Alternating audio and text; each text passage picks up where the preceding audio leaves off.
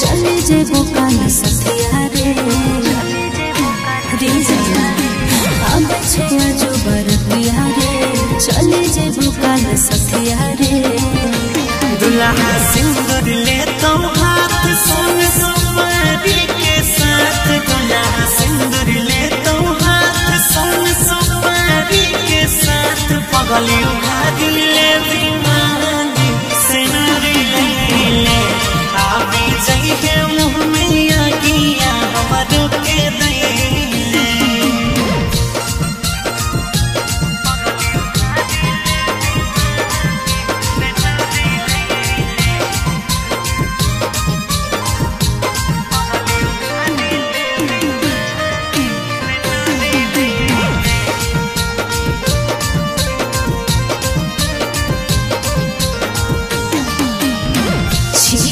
जबूर जाना सोची है ज्यादा रे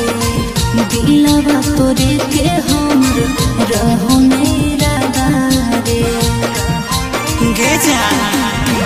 अखियां के सोझा बैठभी दोसरा संगे मारवा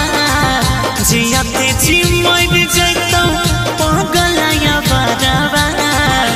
दुल्हा माथे रहतो मोर बाजा बजतो जब बेजोर दुल्हा माथे रहतो मोर बाजा बजतो जब बेजोर पगली उखाड़ी ले मांगी सिंदूरी ले आवे जाइए मुँह में आगिया हमारो के दे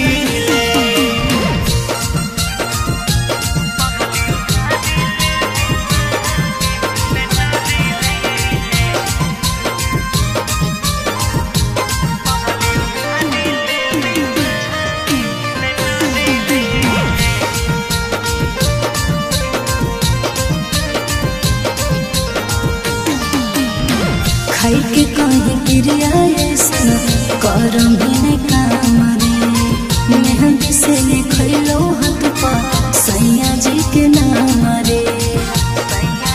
गे जा सैया जी के धोती में भाई तो तोरिया चरावा देखी देखी छाती है गे पीठ तो बेचारावा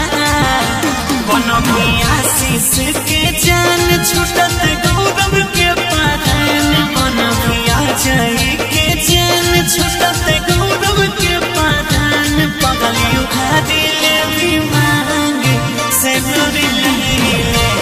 आवी जाइए मुँह में आगिया